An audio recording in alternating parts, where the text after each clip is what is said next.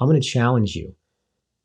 2023, take 1 year and give it everything. Mm-hmm. Because that year is going to pass regardless. Right. Right? Absolutely. So imagine if you give it your all this 1 year, I guarantee you, I promise you, you will see results that you didn't even know you could do. And then once you see that, then you'll be like, I can do it.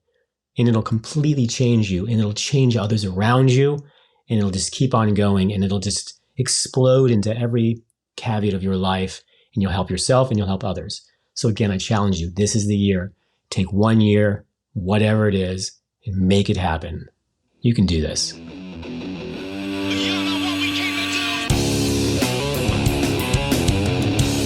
Brothers and sisters, we can't thank you enough for all your love, your support, and your faithfulness. It's been brought to my attention, if you really want to do something to bless us, to thank us, apparently simply hitting the like button on YouTube would be more impactful than what I ever knew, let alone subscribing to us on YouTube if you're not already. And then over on Spotify and Apple, please leave us a review. All of your listening and your comments to us mean the world to us. And do us a favor and just hit like on YouTube and leave us reviews on Spotify and Apple. And we're going to continue to serve you with our whole heart. Thank you so much. Hey, everybody, and welcome to a new episode of the Tattoo Guardians podcast. I'm sitting here with my incredibly special guest, my wife, Nicole Carlton, who I've been somehow lucky enough to be married to for 20-ish years. I'm always confused about... We've been together 22. 22, yeah. When we met. Married 21. When we got married. So, what she said. Yeah. So, Mike, Hip, and Matt are on they're kind of just taking a very special needed rest. So we figured we would take this as an opportunity to kind of talk about some stuff. I was thinking it'd be kind of nice to talk about spousal support, especially spousal support for an artist, because let's face it, we're a crazy breed. We're not easy to deal with, you know? And now that she's actually tattooing, I think you get to experience a little bit more of... A lot more. Right. Why was I so obsessive over learning this and that? And, neurosis. Yeah. So with that being said, what was that like? Like before you tattooed, you know, you've been the kind of wife that you weren't the wife that stayed home and called and checked on me every hour to see when I was coming home. Most of the time you were in the studio with me. Mm-hmm. You know, we kind of raised our kids in the studio. A lot of it, right? Yeah. And so, but you would see me obsess over, I have to be the absolute best, right? Mm-hmm. So it takes a lot of my time and my energy. And I know that we've talked in the past, like as I became obsessed with, say, music, I would lock myself in a room and I would spend 8-10 hours a day in there. And it was like I was home, but I wasn't really even home. So like when I get in that mode where I become so obsessed to be the best, what was that like for you, like early on? Early on, it was definitely a learning curve. You know, all the people that I've known through my life are mostly, you know, normal working class people that have normal jobs. You know, they go to work, they come home, leave work at work, maybe talk about how, you know, Linda was a bitch again today or whatever. Right. Linda's always a bitch. No offense to any Lindas out there. But yeah, it was different too. And I remember even my dad had mentioned how you're never not at work.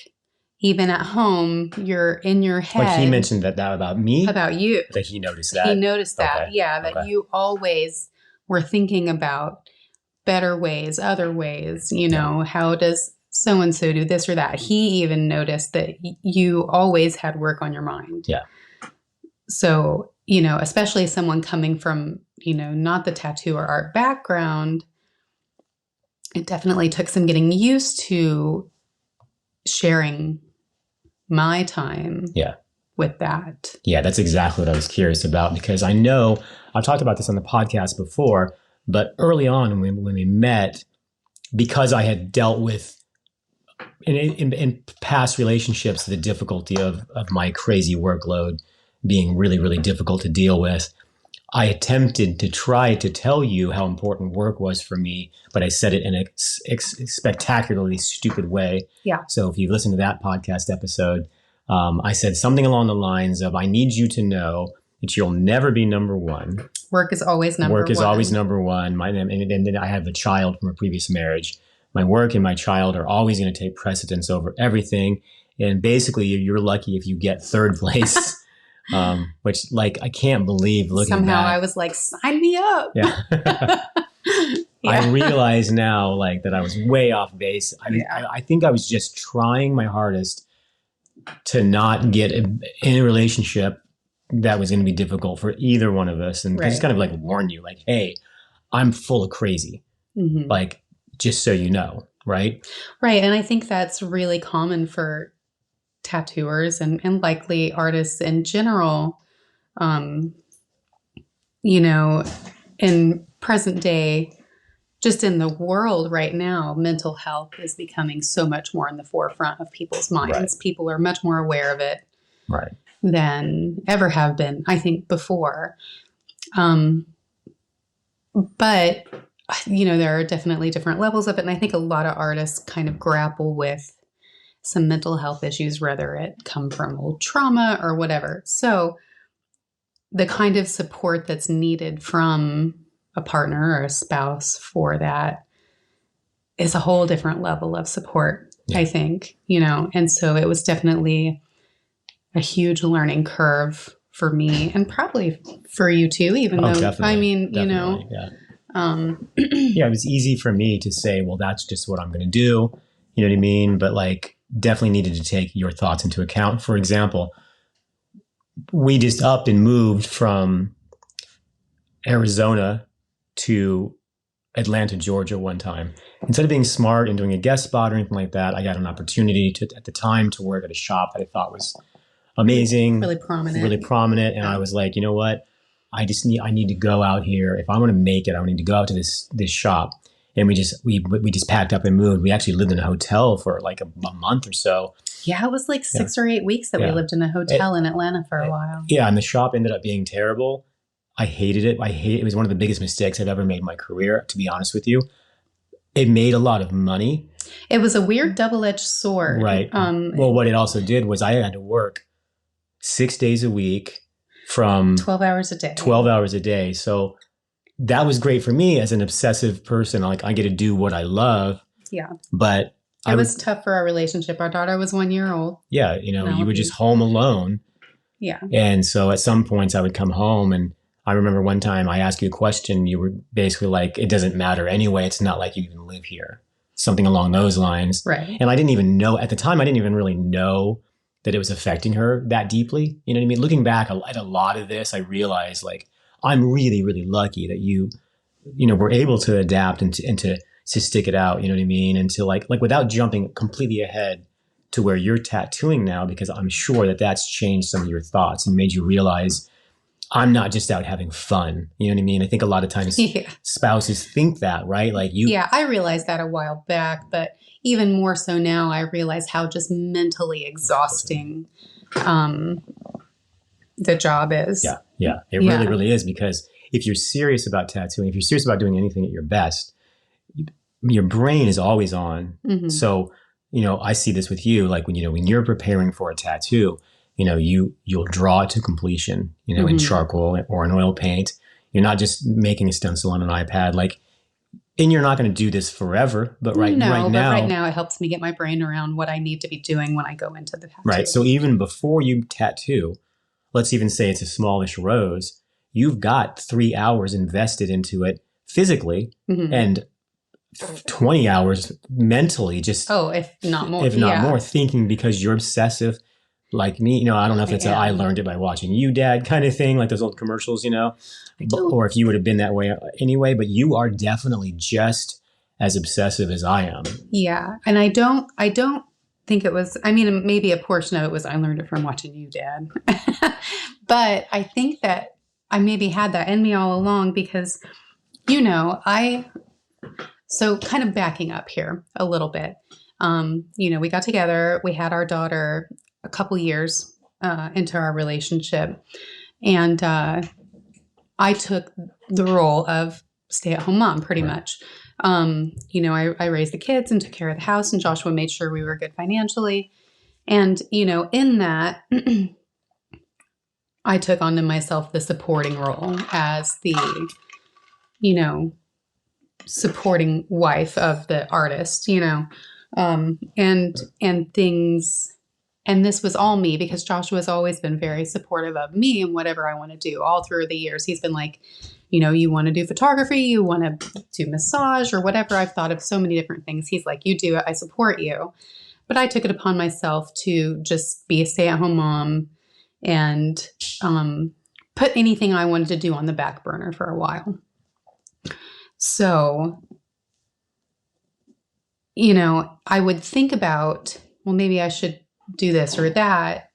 But my fear of failure would just stop me before I ever even got started. Yeah. And part of that is if I can't be the best, I don't want to do it at all. Yeah. But obviously, you're not going to start out being the best. So that just stopped me from doing anything at all. And now I'm learning that, you have to go through all of the steps and stuff. You can't, like on one of your guys' podcasts in the past, you're like, this guy wants to go from, 0 to... Yeah, there's that meme. I'm sure you've all seen it, where there's like a guy walking up some stairs and he's skipping a ton of stairs, and each stair represents, it'll say like apprenticeship, losing all of your friends, taking things seriously, staying late. Yeah, he wants to skip all that stuff and go to the top. And I don't feel like you ever wanted to skip it. No, I don't want to skip it. I just want to be there. I just want to be at the top of what I can, of my potential. And it's not that I'm afraid of the work or don't want to put in the work. It's that I don't want to do subpar work at any point in my career, even though I think that everybody has to go through those growing pains. And I just, those growing pains really set me back a lot longer than what it had to, I think. But on the other side of that, I am glad that I took the time to just be a stay-at-home mom. And I say just be, like it's easy peasy. It's a huge job. It's a huge, it's not like I wasn't doing any of that, Oh, of course. But it's a huge job. And I don't think we really talked about like, okay, you raise the kids and then you'll get to do your dream or anything like that. No. But that's kind of how it worked out. It just kind of worked out that way. Our daughter's 19. Our son is about to turn 15. So, it's a good time. Yes. They're able to kind of manage themselves a bit. Do you think that, you say if you can't be one of the best, you don't want to do it, without sounding like I'm bragging or tooting my own horn, because I have established a name in the industry and you've kind of been there since the beginning, you've seen the rise. Mm-hmm. Do you think that the eyes are on you more? Absolutely. Right? Like, I think even without people actively thinking it, I think that there are probably people out there that want me to suck. Right. Like what's that? That Machine Gun Kelly, his album's called Tickets to My Downfall. Exactly. There's people out there, because you do realism and you do realism in a style that does look like me. I think eventually you'll find your own voice. Yeah. Although absolutely. we do like the same things. So it's natural for your work to look like mine. But here's what's funny. For those that don't know about this, I'd like to tell this story because I talked to her about tattooing 20 years ago. I was like, this is a good career. Like, I knew she drew in high school a little bit. Like, I drew and painted. You always liked in art. You always really liked art. You always really understood art. Like, whenever I would show you an artist that I liked, a painter that I liked, you could understand and you could carry on a conversation with me really, really, really well. No, art's always been in my heart and in my bones. Like, I've loved art since I was a kid. I've always been seeped in art. Yeah. So I would say, like, I think you'd enjoy tattooing, and you go, yeah, maybe, and you kind of didn't ever take it seriously. So like, 15 years ago, I remember telling like a regular client, like, yeah, Nikki's thinking about learning to tattoo. And they were like, oh, that's exciting. And then I was super scared. 2 years later, we'd say it again, and it just never seemed like it was going to happen. And then out of the blue, she decides, well, first of all, let me back up.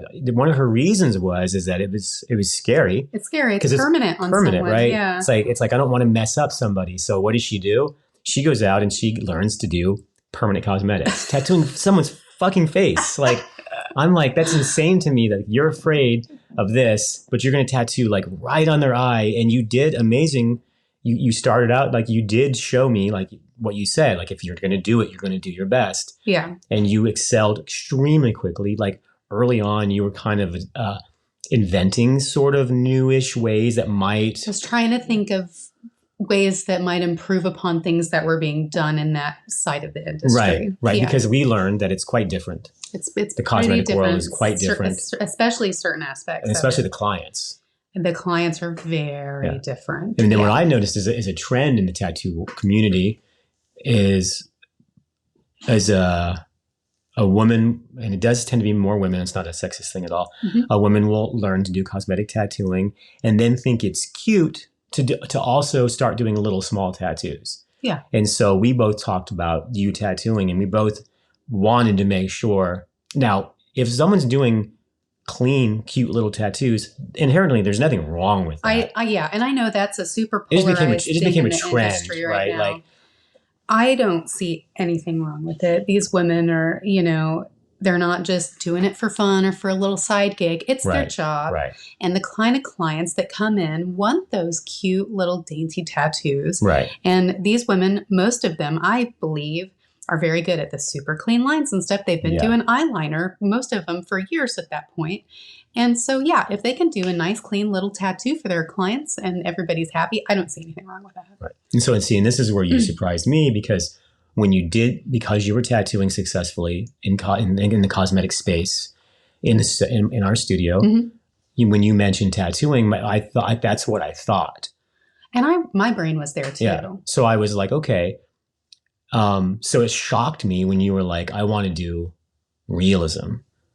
Now this is the first, because even like 20 years ago, 15, 18 years ago, we would talk about what kind of tattooing do you want to do? And I would try to find ways to make it simpler. Like, what if you did this dot work? I'm not saying anything is easy. I'm not saying dot work is super simple, but like if you struggle with lines, this is a foot in the door, right? So we would kind of talk about, traditional tattooing, because outlines are really important. So to learn to do really clean outlines, a traditional tattoo will strip everything down into its most, like, you can't hide it, right? Like in a realism, let's say you're doing a realism eye, you can kind of hide some stuff. Sure. Right? Yeah. You can kind of flub it to where like, that's my style. Right. But if you flub a line and it's not clean. Right. If it's a traditional tattoo. Yeah. I've always said that. People think that they're the easiest. And in a lot of ways, a traditional, it'll show you your fucking soul, because it'll show you the rawness if you mess up. So we talked about, why don't you start studying Mike Chambers and see if you can go out there and work with him, and like just different options. So anyway, when you said like realism, like I want to do what you're doing, it really shocked me. Yeah. But then, when you started doing it, you were incredibly good right off the bat. So for those that don't know, I do encourage you to check out Nicole's Instagram. It's just N Carlton. N Carlton on Instagram. Yeah. She's only done a handful of tattoos. They're all black and gray. I think we're under 12 tattoos probably. And, especially if you go in chronological order and you look at when you did them, it's kind of crazy. Like it looks to me, I will say I'd say your first tattoo was nice. And I was like, oh my gosh, she's got it. But I think by your second tattoo and your third, people were writing and saying, I've been tattooing for 10 years and I couldn't do that. A few people were joking around that maybe I was doing the tattoos. Yeah. I don't know if they were serious or not. But so I've thought a lot about this, like how could this phenomenon happen? But to be honest with you, even though not technically, I feel like in some ways you've been apprenticing for 20 years. I would agree with that. Right? Yeah, because you've been there. I have. And, and that goes into the support thing, what we were talking about. From the very beginning, you would come home and talk about things. Yeah. I would dump everything on you. Yeah. So that's kind of what this whole spousal support, that's what I'm saying is I got extraordinarily lucky because, Sailor Jerry would say, like, don't teach your wife to tattoo. You'll think it's cute until she takes your fucking tattoo shop. Yeah. And I had that in the back of my mind. I don't think I was ever like really worried about it, but like, I always would remember that, but it does make sense that you tattooed good right away, because I would literally obsess over like the stroke of a tattoo machine, and I would just talk to you to death about it. So you knew you had built coil tattoo machines with me. Right. You knew how to build coil tattoo machines. You knew how to tune them. You understood why a longer stroke is going to pack black better than a short stroke, but a short stroke is going to give you smoother shading. Right. So you knew all these things. A cleaner line because you get that short, zippy, bzz, Right. and you can just go real fast. So you didn't go in line. blindly. Yeah, absolutely. And you had been doing cosmetic tattooing, so you were used to The feel. the way that the machine feels in your hand. So even though it shocked me and a lot of other people when you were like, here's my third tattoo, and it literally looked like maybe I had done it, it does make sense because it's like you were apprenticing like quietly for 20 years. Right. And so I think that's pretty neat. And it shows you, I think it shows you the power of spousal support and just in general. And how it's good for both of us. Right. Absolutely. Good support for each other. So one of the things that I like to say, because I had a problem with this, is if you really love somebody, if you truly love somebody, fall in love with their quirky idiosyncrasies. Yeah, you have to. Otherwise, it's going to drive you crazy. Because I used to do a really annoying thing. She would say something and I would just go, wait a minute, back up. Why would you say that? And I couldn't let it go. Or why would you do that? Why would you do it that way? Right. And it could have been about anything, the way you cut some food for dinner, right? Mm-hmm. And it wasn't until I actually had a guest artist come out to the shop. I won't say any names. I remember this, yeah. And this particular artist did that to me. I had said something to her, and she walked away. She comes back. She pops her head in the door, and she goes, "Why would you say it like that?" Yeah, I think she said, "This isn't my first rodeo." Yeah. She goes, "This isn't my first rodeo," and I was like, and he was just trying to be helpful. Oh my God, is that what I'm doing to people? And it was. And it was exactly what I was doing to people, and it made me remember my thing. Like if you love somebody, like fall in love with that. Don't try to correct them all the time. Like I don't want you to correct me all the time. And I had been doing that for years to you. And and not only that. So it's like, for those of you that don't really know me, I do have a thing where I will explain something really simple. And so he's like, why would you say that? Do you think I'm stupid? Yeah, I would take it. She'll start talking about, let's say I write music. She'll start telling me why this music makes you feel a certain way in a movie. Yeah. And I'm like, I just wrote a 17-song album and it's really successful and I won awards for it. Why are you telling me about music? So in my dumb guy brain, to be honest with you, I was just taking it as a threat. I was taking it, and this is a guy thing for me, not all men, but I was taking it as, oh my God, you think I'm stupid. And that's not what you were doing. Not at all. And it honestly took me a while, long time to get that. Yeah. So now I definitely am aware of it. I don't do it near as much. It happens. Yeah. Sometimes I'll be like, I don't want to do this, but I really need to understand. Now, also sometimes you'll finally explain something to me and I will go, oh, that completely makes sense. That's true. So a good example of something that's happened to us a lot, this house we live in is a good example.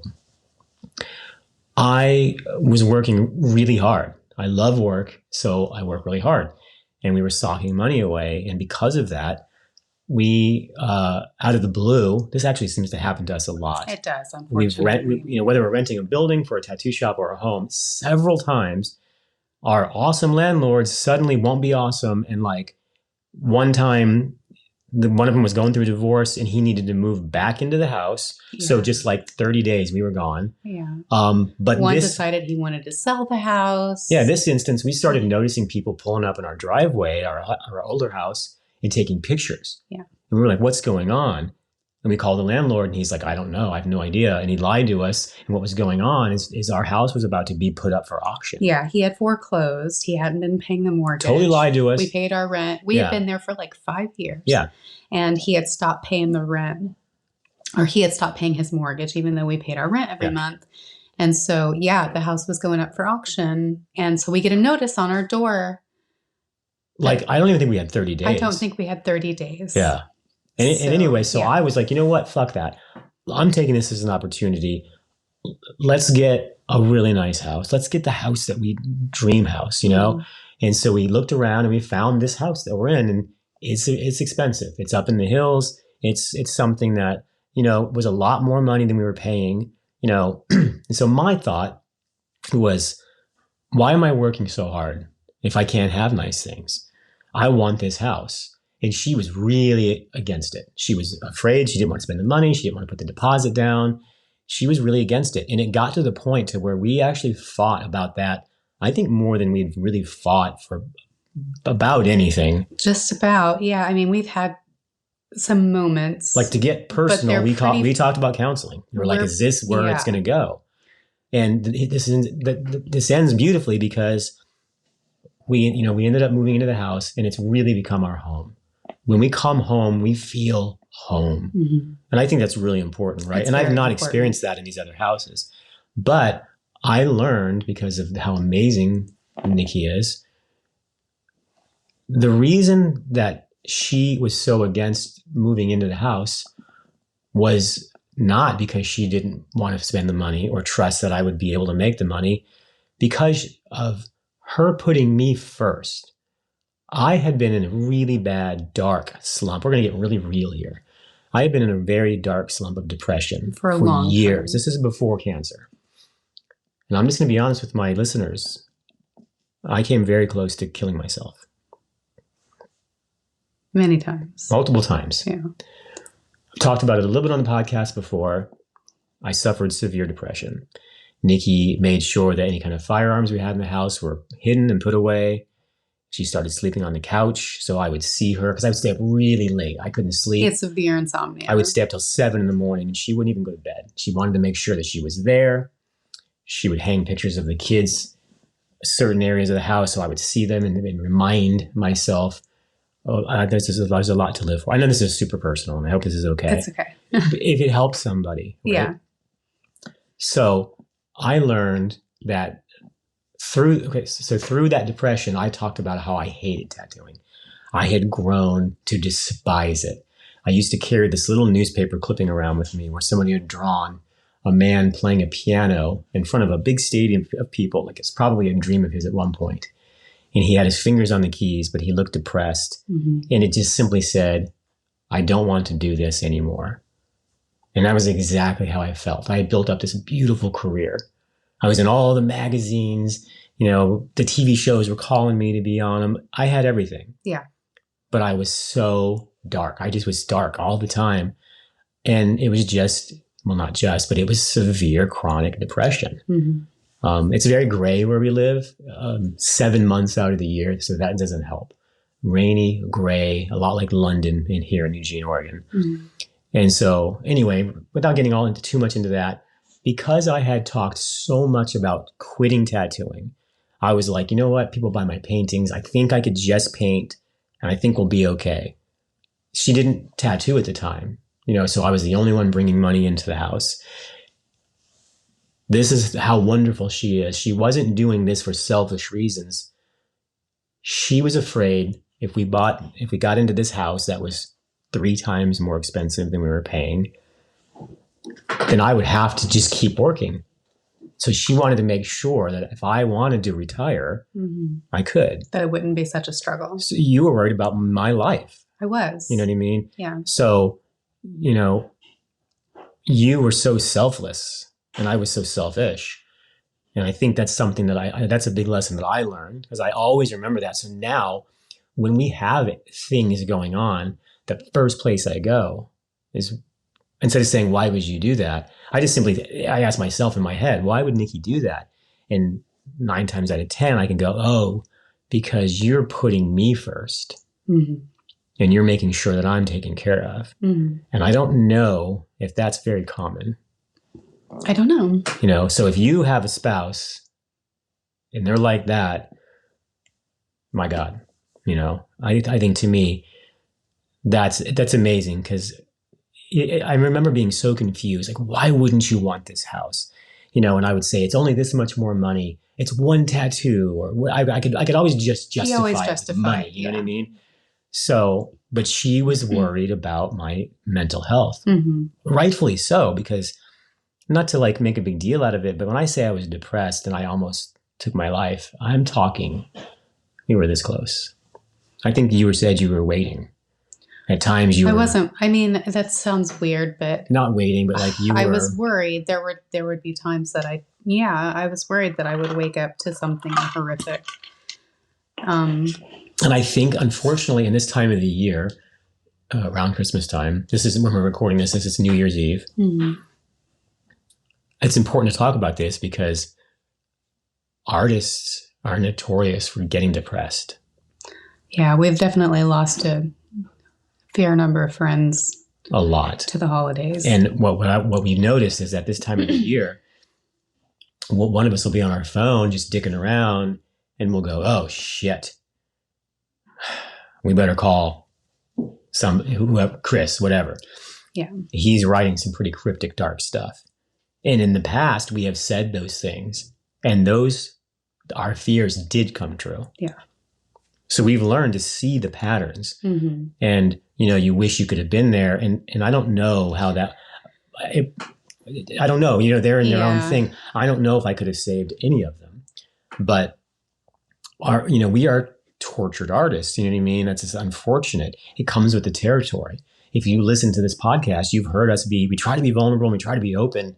It's hard. It's kind of hard to let thousands of people in and say, hey, this is how I feel. And I can see it in your face. It's very difficult for me. Yeah, I'm a very private person. Yeah. I don't share a lot of super personal stuff. Yeah. So this is a challenge for me. So I appreciate it. Again, I feel like our listeners will write us and thank us for stuff. If this might help somebody get through another day, just understanding that what they're going through, it happens to me also. It happens to you. It happens to Hip. And you know what I mean? Like it happens. Right. And you're not alone. And not everybody has, a spouse, much less spousal support. Right. Right. Right. So that's the thing I have to realize where I'm incredibly privileged for that. You know what I mean? Like I'm really lucky. You're my third marriage.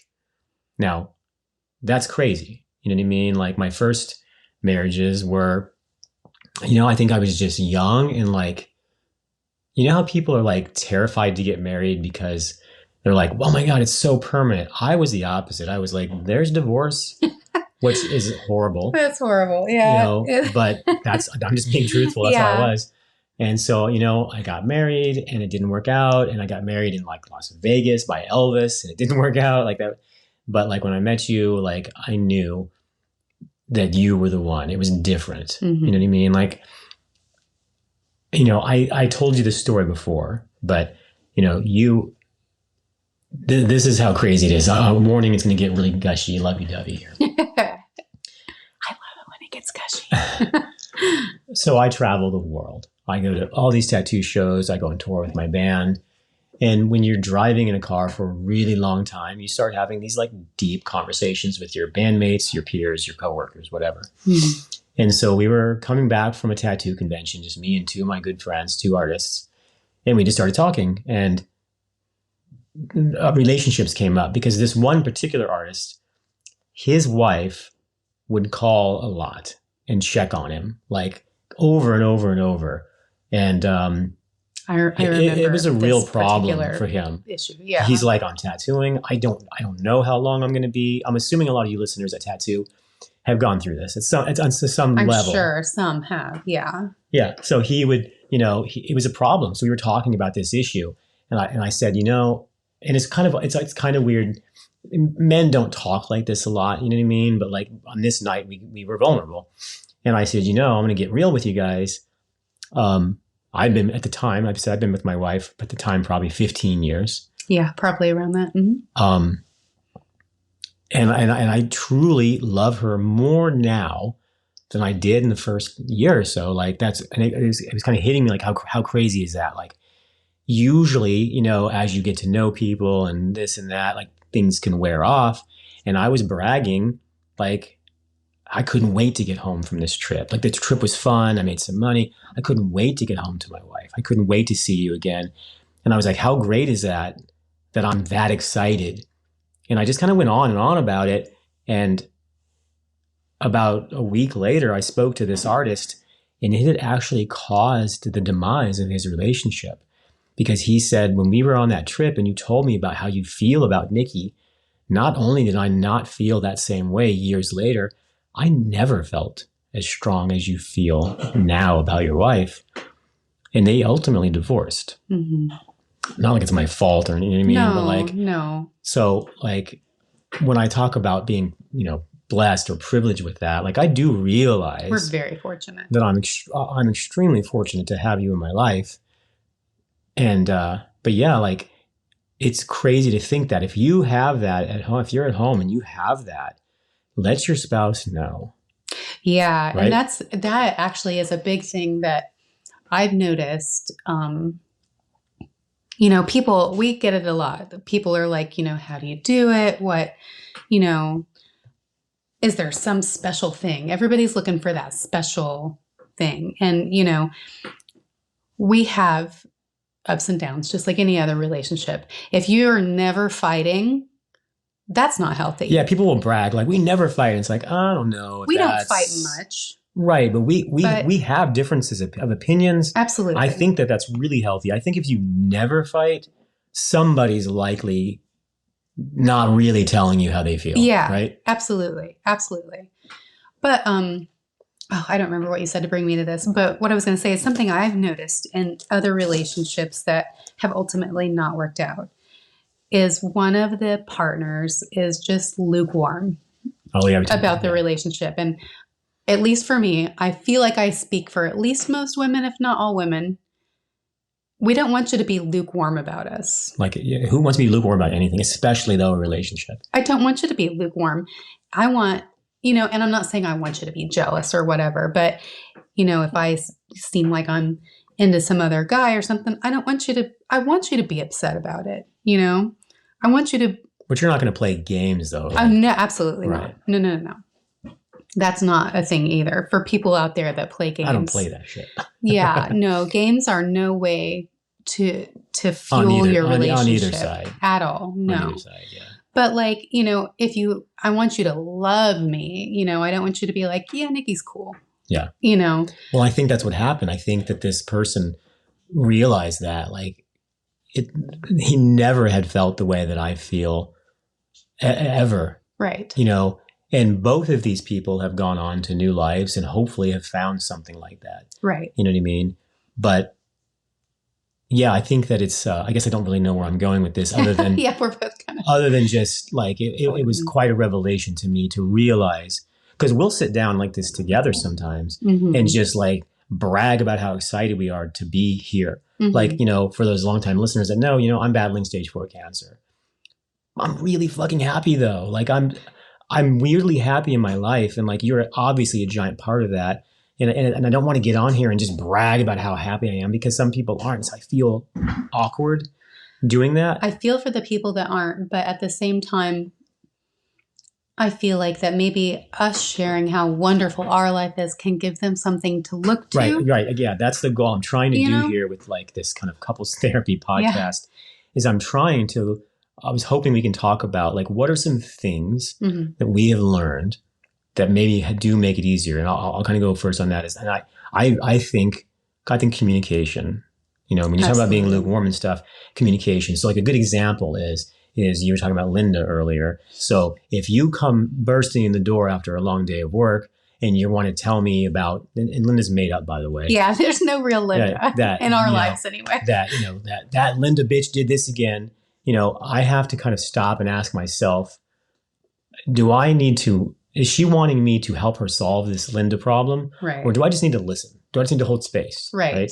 And a lot of times I just need to hold space. Yeah. A lot of times I just want to vent and I need you to listen to me. Right. And I think men in general, a lot of times we like to fix things, right? Absolutely. And so maybe instead of listening to you, I might be, well, I can figure this out. I can build a jig for that. You know what I mean? And you don't want that necessarily. I feel like there have even been times where you'll be saying something and I'll kind of, brush past and you're like, do you want me to just sit here and let you bitch? And I'm like, yes, I just want to bitch. Yeah. So that's a good form of communication. And like I said, like, if you really love somebody, you really want to love them for those things. I remember a tattoo artist fighting with his girlfriend on the first day of this convention we got to. You probably remember this. And I told him that. I was like, where's Sarah at? You know what I mean? Oh, she's up in her room being pissed again. And I'm like, what happened? And he told me, and it was like a real simple thing. And I'm like, look, man, you guys can be mad at each other all day long and bring everybody else down as well. Or you can realize that she's got a thing with this and just kind of, I don't want to say accept it, because I've always had a problem with like, your roommate Eric breaks the dishes every time he washes them, so we just don't have him wash the dishes anymore, right? Yeah. It's not like that. Yeah. But if it's a small little thing that doesn't really matter, let Sarah do Sarah's thing and like just learn that that's her quirk. Right. Because you know what? You got them too. I've got a million quirks. Oh, we all have them. Right? Yeah. So like once you kind of just learn to embrace and love somebody for who they really are, I think that's a huge help. And that'll solve a lot of the problems. Because if you find yourself going, here we are again, fighting about the same goddamn thing we always fight about, there's a big issue there. Yeah. You know what I mean? And we've had that through our relationship. We've definitely had certain specific things that I will do or that you will do. And we're like, why is this still happening after all this time? Yeah, and both of us have had to, at certain times, taken a moment and gone, you know what? That's something that really, really gets to him. And I really need to work on it. And change, like real true change, is so hard and takes so much work. But, these specific things I've noticed, like this is something that is going to be a deal breaker. Basically, if I love him enough and I want this relationship enough that I want to work on, I don't know that anything can ever be fully fixed with a person. Like, if it's inherently part of what you do, but I want to find a way to not make this thing happen that really, really hurts him. Yeah. Yeah, that makes sense. Basically, Yeah, there's certain things, if you are honest and communicate with each other, you can tell me, hey, this particular thing, regardless of why it's happening, it really affects me. And I need to be able to kind of say, I get that. Yeah. You know what I mean? And like, try to work with you on that. Yeah. So that's for me, that's a really big thing.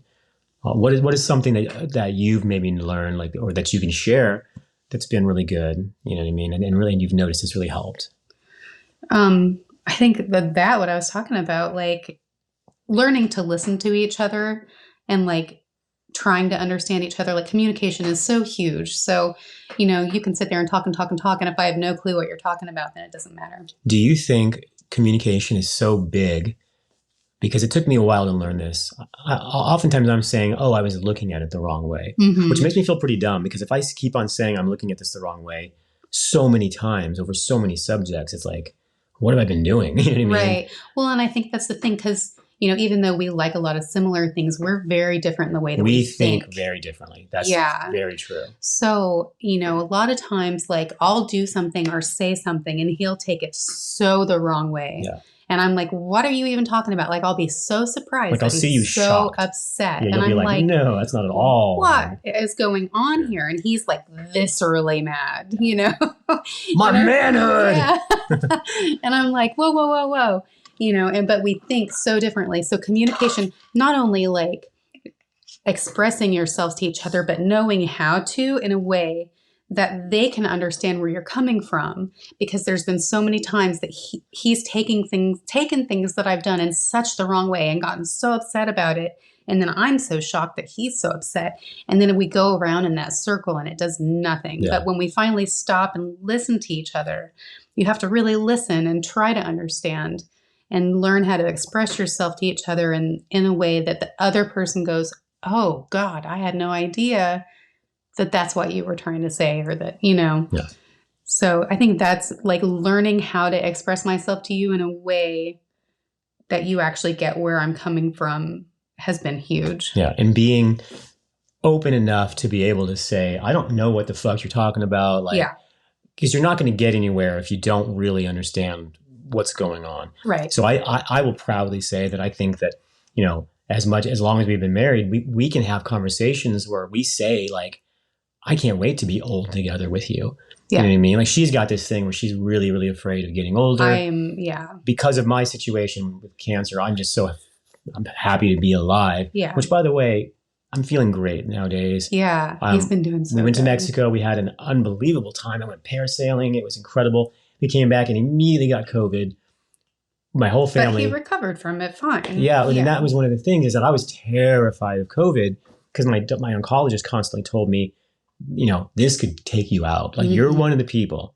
So when I got it, I was fucking scared, right? Yeah, but luckily the timing, since you're on immunotherapy and not chemotherapy. Yeah. Long story short, I recovered pretty much normal. But when I came home from Mexico, I was 133 pounds. I'm 5'9". Well, at the end of COVID, you were 133. At the end of COVID, yeah, because 133 pounds. Yeah. I was 230 pounds when I was like overweight, but I got down to a really good, healthy, like 170. 170, 180 with muscle. So I was 133 pounds. I looked like a skeleton. I remember looking in the mirror at my Paul Booth tattoo, and like, I've had it for so long and it looked so different. It looked like a deflated balloon. And I really started to like really be embarrassed about what I looked like. But, and I guess where I'm going with this is that I feel so good lately. Like, can you guys hear it in my voice? Like, if you go back and listen to old podcasts, like in the beginning, my voice is kind of deep. And then like the chemotherapy really fucked my voice up. My beard fell out and my voice got really raspy and kind of high. It's not as deep as it was, but it's a lot more normal sounding. Pretty close to normal. But as of this morning, I'm 145 pounds. Yeah. So I'm putting on weight. I'm feeling really, really good. I don't even know, again, where I'm going with this other than just, I guess this kind of just goes to like a lot of the conversations that me and my wife have is honestly like us just almost like mentally high-fiving each other about how stoked we are on each other. Yeah. Like, I still feel that same way, that I'm more excited about you than when we first were dating. Like, I have these like fantasies of going back to in time and like, just, I always say, oh, that's so Josh and Nikki. That's so Josh and Nikki. Like, we love people watching, right? Yeah. Like, we'll fly to New York and we'll just go get some New York food from a street vendor, find a spot on the sidewalk and watch people for hours. And these create the most incredible memories. Yeah. That's very Josh Nikki stuff, right? Yeah, we used to always drive to the New Orleans show right around Halloween. Yeah. He would get off work from New Breed at like midnight. We'd drive down to New Orleans. And same thing, we would go to the French Quarter by the big cathedral there and get a beignet or something and sit and just watch people. Yeah, like no money in the world would pay for a better time than just us watching people. And so like, we'll talk a lot about those memories and those feelings, but we'll talk about how excited we are just to, and I'll bring that up and I'll say, it's so crazy that I am battling cancer. This is where I was going with this, but I'm feeling so good. I do think I'm going to be around. So I'm looking forward to being an old man puttering around in my art studio. I want that. Like, and maybe cancer did play a huge role in that, because it really, nothing is like facing death to remind you. And this would be a 5-hour podcast if we went on and talk about those types of support, because like, I was still under anesthesia but you were told about the cancer before I was. Yeah. So I woke up to her already knowing there was a tumor in my throat, in my esophagus. In your esophagus. Yeah. And if you guys like this format and you guys like what we're doing, let us know. We can do more, and we can go down that road. Because like I said, this will turn into 5 hours like that. Let's talk about support, like going through this. That's been something, and I'm assuming there's been some extreme lessons on supporting me at my absolute darkest times. Yeah, it's I mean, it's like funny. Like to get personal, like there was a time when I was in so much pain. Like I was in a wheelchair for a while. I'm not in a wheelchair anymore. I'm so blessed. But my pain was so severe that we found out that if she made me a really hot bath, like almost too hot to touch, somehow that would stop the pain. Now, as soon as I was out of the tub, it was horrible again. Yeah. But I could barely even walk. So my super skinny, just wrapped in my robe, just shivering and shaking, and you're bathing me sometimes 4 times a day. Yeah. Do you remember that? I do. That wasn't that long ago. Was like the darkest time, because obviously I'm sitting here thinking, this is it. This is how you die. Like, how does cancer kill you? This is it. I'm on my way out. So these are the thoughts I'm having, and you're just dealing with me not eating, not drinking, losing weight incredibly fast. There's just times when if you're a big listener of the podcast, you'll notice that I was absent for many episodes. Mm-hmm. The thought of doing this was impossible. I could barely turn my head. Let alone come down the stairs. Yeah. So like for you to go through, the tattoo stuff and locking myself in the room when I wrote music, that all seemed big until we were compared to the Leviathan of cancer. Yeah. Right? Yeah. So now that I'm feeling better and I'm realistic, I don't take it for granted, and I always know I don't know what's around the corner. But because I woke up this morning and my arms worked and I could breathe and you're in bed next to me, I go, oh my God, I'm so glad to be here today. Mm-hmm. I'm so glad I didn't take my life years ago. Yeah. And I think that those moments for me really, really opened the door to like how incredibly beautiful life can be under even these circumstances. Absolutely. And I fully realize there are people that are way worse off than I have been. Oh, yeah. So there's always, no matter what you're going through, there's always someone that in some way is worse off than you. Yeah. So, but because I know you notice this, we'll be watching a show and I rude. It's rude, but it's also nice because I'll make you pause your show, but just to tell you how in love with you I am. Yeah. Right? Like, does that get old? Is that no. weird? Is that no? Like, give an example. It has become a thing, though. It's a thing. We can't get through a 30-minute show in an hour. Describe how I think it's funny, and I think it'd be better coming from you. Yeah. Like, what do I do? What do I do? So, I don't know. I think what it is that, in whatever show we're watching, something will make you think of a circumstance with us. Yeah. And so he'll be like, can you pause that for a second? And so like, yeah.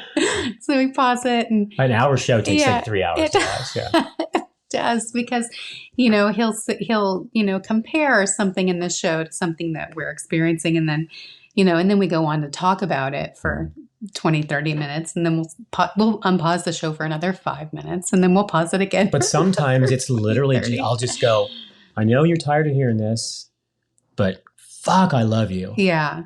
Right? Yeah. I'll just pause it to do that. And it's like I have this overwhelming feeling. Matt calls them love attacks. Totally. For other people, you know what I mean? These are love attacks for my wife. But like I'll get so overwhelmed by it that I have to tell you. Mm-hmm. And so maybe that's another thing, is that if you don't tell your spouse that, and if you do feel that, like it still feels good. Absolutely. Right? And that After goes in all with these years, being, it still feels good to hear that, right? Absolutely. And that goes in with not being lukewarm. At no point through all of this have I felt you were lukewarm about me, you know? Because we've even had those conversations. We've had the deep conversations of, I love you, but if you are grocery shopping and the guy that you're apparently is supposed to be a soulmate with, and you meet him at the grocery store, like, tell me, like, don't cheat. You know what I mean? Don't like get, I love you enough. And this is not necessarily easy, that if you, dog's crying, sorry.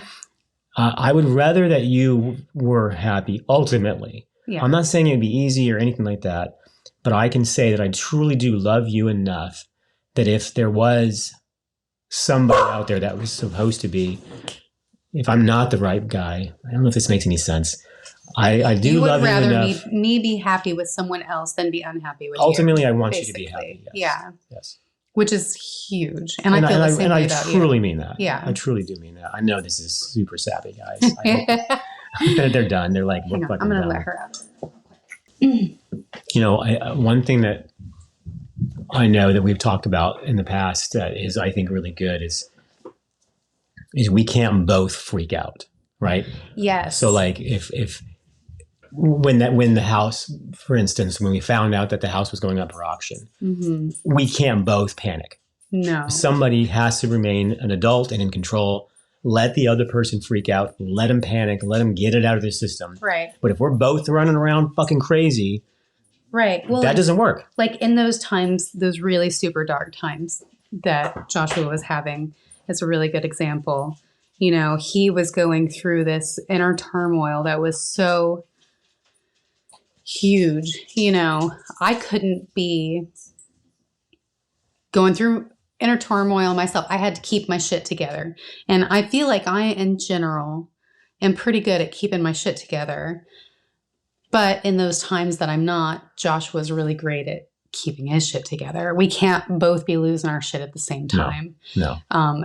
Everything falls apart then if both of you are. Well, and here's an example of kind of like where we both freaked out at the same time. I don't think we could have helped this. Mm-hmm. Right after I had my surgery, so they removed my esophagus, and then they removed most of my stomach. They took what was left of my stomach and they made a new stomach, small stomach. Well, they stretched it up into your chest Right. and attached it. So they basically made a new esophagus out of what was left of your stomach. So I got a scar that kind of runs along here, and I got a big scar on my stomach. When I came home from surgery finally, after like about a week in the hospital, I suffered pretty bad delirium in the hospital. I brought some of that home with me. Mm-hmm. And I would wake up in the middle of the night a lot, like confused. Mm-hmm. And it was kind of rough. Like I slept in the living room for a while, remember? Yeah. When we finally made it back to the bedroom, one night I woke up and I just kind of like, I thought I was having a heart attack. You thought you were having a heart attack. Yeah. So I just grabbed Nikki's arm. She's dead asleep. So she wakes up to, she'd already been so on high alert. Right. And right? although I was asleep, at the same time, I would wake up at the drop of a hat. Yeah. I could just say something but I grabbed you really hard and I was like, I need you to call 911. I'm having a heart attack. And you, I don't know if you remember this, but you literally jumped over me on the bed. You stood up, you jumped over me off the bed and went straight into our bathroom in the bedroom and collapsed. You collapsed completely on the floor. You couldn't breathe. You turned completely pale. Yeah. That enough for me was whatever I was going through, luckily wasn't a heart attack. Mm-hmm.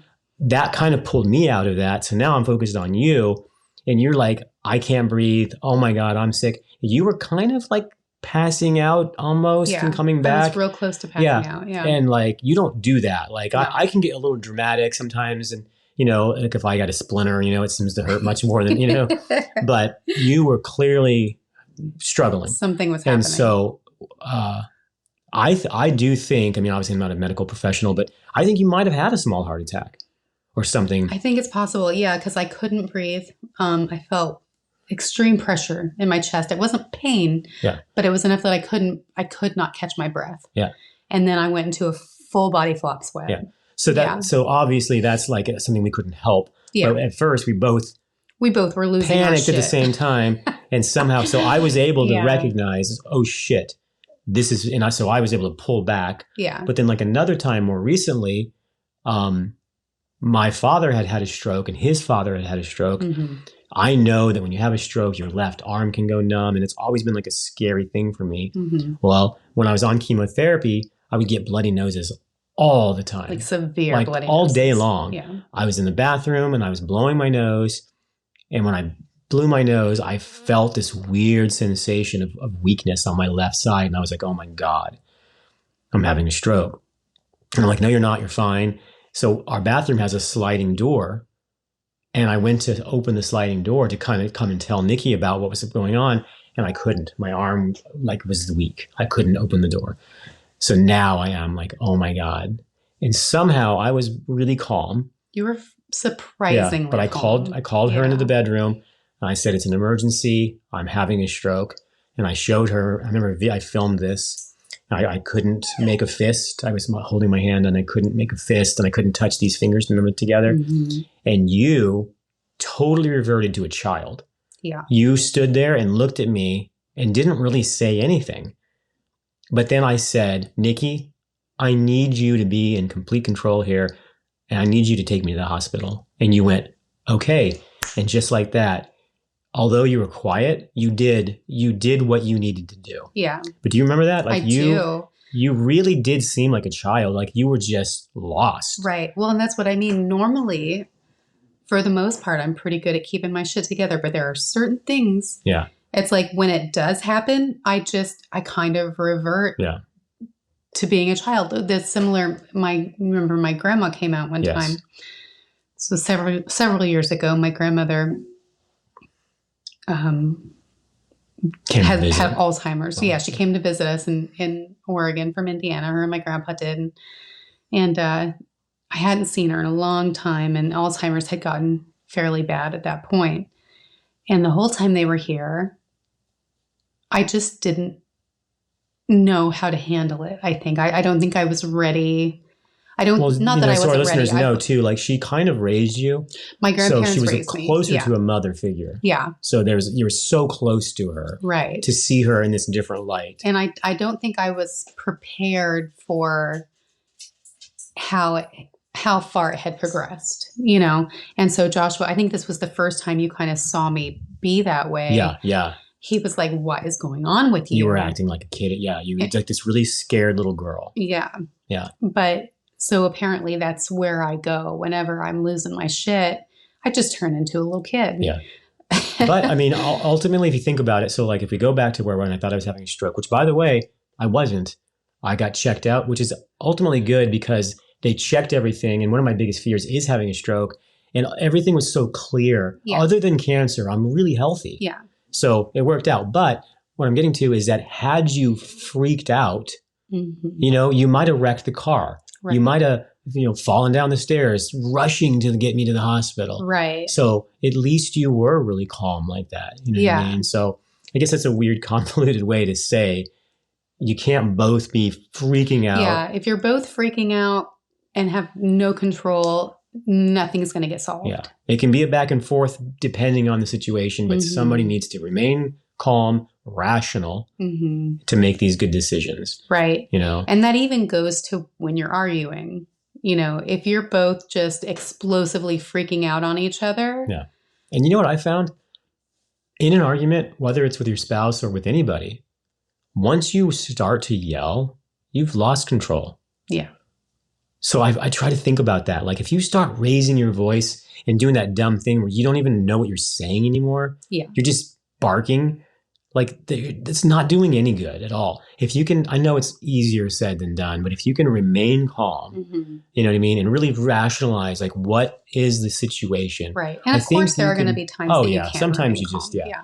But I mean, but this is coming from the guy that used to be stupid. I used to punch holes in the wall, like all the dumb shit that a lot of men growing up will do. They'll go through phases. My dad did it. I saw my dad do it. Yeah. I learned it from watching you, Dad. Same thing. So I guess I'm proud to say, like when you met me, remember my older sister was like, how do you like that temper? And you're like, what temper? Yeah. I used to have some dumb hot temper, and I've grown Mm-hmm. and learned it didn't help me in any way. Right. I'm not doing anybody any good, but I look like a fucking idiot. Yeah. You know what I mean? Like the one time she remembers, early on, one of the few first nights she spent the night, my alarm clock went off in the morning. And instead of like a normal human turning it off, He couldn't get I it to picked it up and snooze, threw it across the fucking room. I was like, what? I oddly think some way that maybe you'd have been like, yeah, No. that's sexy. No. You were like, what the fuck is with this thing? Yeah. So, yeah. Self-reflection, that's an important one. Be But able to it's look probably- back and see what you're doing. Oh, totally. And Yeah. it's probably good that it kind of went down early like that, because I think that my reaction showed you that I'm not down with that. Yeah. And so pretty quickly, even though Jennifer was like, how about it that became temper? a cringy moment. Yeah. Jennifer was like, how about that temper? I think early on you saw that, yeah, I'm not down with the temper. No. Yeah. I mean, everybody has some kind of a temper, but when it comes to just being like uncontrollably Yeah. angry and explosive, that does no one any good. It doesn't make you feel any better when you're angry and explosive, right? It makes you feel worse. It certainly isn't making the person you're being explosive at feel any better about anything, So, and then like hanging on to things too. Like in the past, I know I have had a problem with hanging on to things, and not with you necessarily, maybe with you sometimes, but in general, if I have an issue with somebody, it's hard for me to let things go. Yeah. A lot of times I'm much quicker to forgive or forget. you are. Move on, but Move on. you'll hang on, you know what I mean? Yeah. And I've been working on that because that doesn't serve me in any way. Right. And it's not really hurting the other person for the most part. Now, in a relationship, of course, it would be hurting both of us. Right. It's not going to serve either one of us for me to hang on to something that we should have moved past. Yeah. I think that's smart. Yeah. So we're not going to sit up here and pretend that we have all of the answers, but I No. do think that we have a very successful 20 plus year marriage. Mm-hmm. And, the whole idea of this was I was kind of thinking like, people have actually reached out to us, Hey, like you've been married a while, like it's tough to be married to a tattoo artist. So I'm hoping I don't feel like you guys I hope we didn't just waste your time today's episode. But I feel like there's some little nuggets here that could maybe help somebody if they're going through some stuff. Yeah. Right. Or like what to look for in a wonderful relationship. I think so. You know what I mean? Yeah. And, I don't know. I just, I hope this is something you enjoyed. Like, I think we both learned so much through the years we've been together. One of the big things I learned is the importance of family. You know what I mean? Yeah. Like when we moved really far away from all of our family. And I honestly didn't really put enough thought into that about how detrimental that would be. It's been hard. We've been here for a long time. We've been here for almost 12 years almost now. 12 years. But it's not gotten any easier being away. My house feels like home, but to be completely honest, Oregon, it still doesn't feel like home. And my fear is that wherever we end up, I don't know, that feeling that I'm looking for of this is home. Mm-hmm. I'm worried it might not be there anymore. Was that called Heraeth, I think? Heraeth, yeah. Yeah. The feeling of going back home. But it's not real. But it's not real, right? Yeah. So because, my parents moved me around a ton. Mm-hmm. I don't want to do that to my kids. My daughter's got a steady relationship. My son's about to turn 15. He's got a wonderful group of friends. I used to come home from school and the house would be packed up and we'd be moving.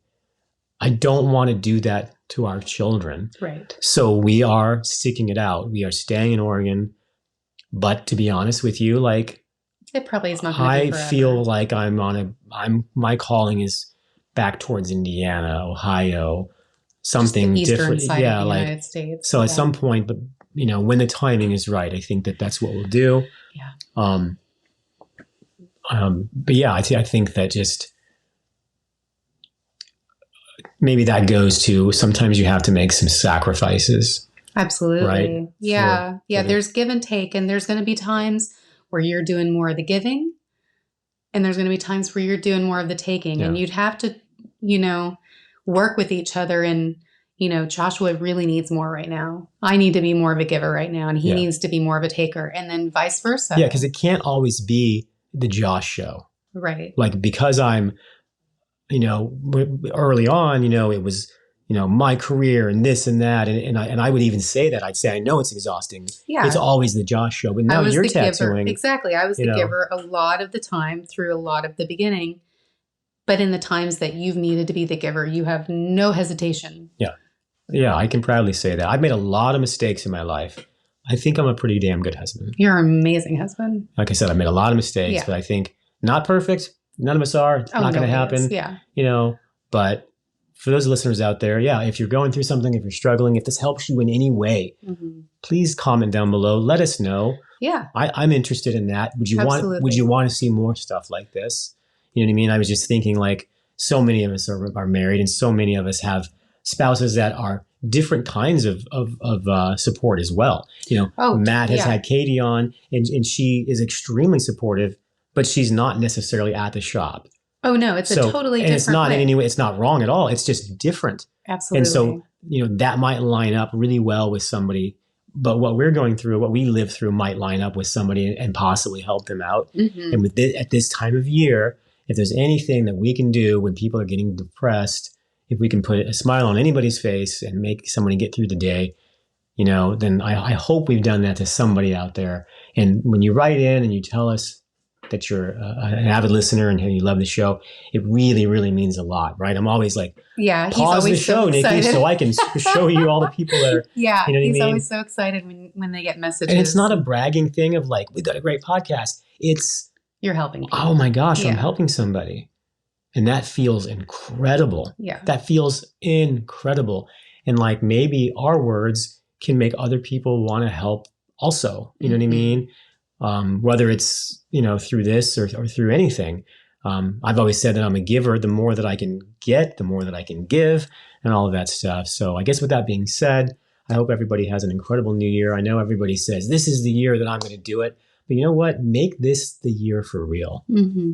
You know, what if you took 1 year? What if you took 1 year to do these changes that you've always said you're going to do? Whether it's the diet, whether it's starting that career that you've always really dreamt about. I'm going to learn how to play the saw this year. Yeah, she really wants to learn to play the saw. So instead of getting overwhelmed, instead of getting, so overwhelmed and saying, if I can't be perfect, I'm not going to do it. I'm going to challenge you. 2023, take 1 year and give it everything. Mm-hmm. Because that year is going to pass regardless. Right. Right? Absolutely. So imagine if you give it your all this 1 year, I guarantee you, I promise you, you will see results that you didn't even know you could do. And then once you see that, then you'll be like, I can do it. And it'll completely change you, and it'll change others around you, and it'll just keep on going, and it'll just explode into every caveat of your life, and you'll help yourself and you'll help others. So again, I challenge you, this is the year. Take 1 year, whatever it is, and make it happen. You can do this. But with that being said, unless you've got some awesome nugget of amazingness, I know that it's a lot to take in. No, I don't have any nuggets. Okay. Maybe one thing I can think of as far as relationships go. Don't sleep on the small things. Great. I feel like that's okay. So I do have a nugget. Don't sleep on the small things. If you know that your husband or your wife loves, a little mini Whitman sampler, you're at the grocery store, and just because, all those little just because things, they doesn't have to be big, Are you talking about, so like, I mentioned this before. So like, let's say you're at Safeway and I stay home, and you come home and you're unpacking the groceries and you hand me that little Whitman's chocolate. Uh-huh. Is that what you're talking about? Yeah. So like if, like you didn't ask for it. It's not even I love chocolate. It's not even so much like, oh man, she got my chocolate. It's the fact that I didn't ask for it, and you saw it and you thought, my husband really likes that. Right. So it's the act of me knowing that after all these years, after picking up my shorts off the floor and doing my laundry for all these years, you still thought of me. Right. And it's just really, a little thing. Really does. It does make me feel, like I've gotten I used to really get into close-up magic, like card tricks and stuff like that. And lately I've kind of sort of gotten back into it during COVID, and I didn't have any cards or anything like that. So like, that's a great example. If you just showed up and just handed me a deck of cards, right? Because you like, Josh is currently obsessing over his new thing is card tricks. Mm-hmm. Those are the types of things that carry a lot of weight. Right. Even as small as, and this isn't something, that you and I would, whatever, but let's say, that your wife or husband likes their shirts folded a certain way or whatever, and you notice that there's some stuff on the floor, like, I don't know, just don't sleep on the small stuff. The small things, they build up and build up. You might have a big thing once a year in your life or whatever, but those little things are going to keep helping, the love stay and grow, because that means that you're thinking about your partner, and that shows them that you're thinking about them. And it really, for me at least, it does go a long way. Like, you buying me that little thing of chocolates, it's almost more powerful than like, I knew date night was coming up and you picked my favorite restaurant. Like, I kind of knew that. We talked about it. This was like out of the blue. Mm-hmm. And like, maybe I was having like a little bit of a rough day or stressful day. And it's just like, oh, that's fucking awesome. Right. She thought of me. I don't know. Right. I like that. So anyway. Yeah. So that's my nugget. I appreciate it. So guys, thank you so much for listening. I hope you have a wonderful, wonderful year.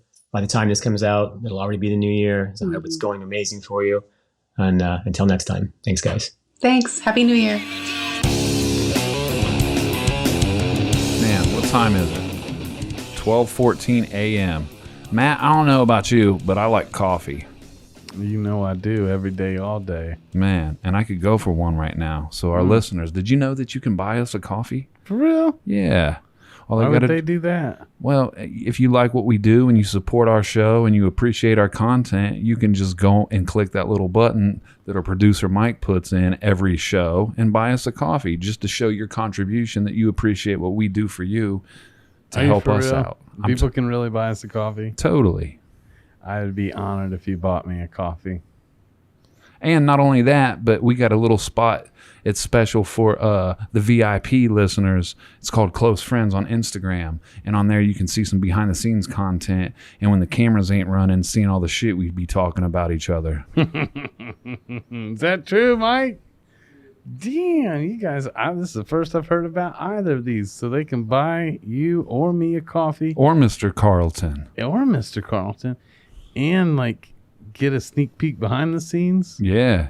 By doing what again? Fucking smashing that button. Okay. What button you talking about? I want to smash the button. It's the button on the fucking thing. Okay. Do it. Just do it. Absolutely demolish the button. But thanks for your time again, and we appreciate all our listeners. Always.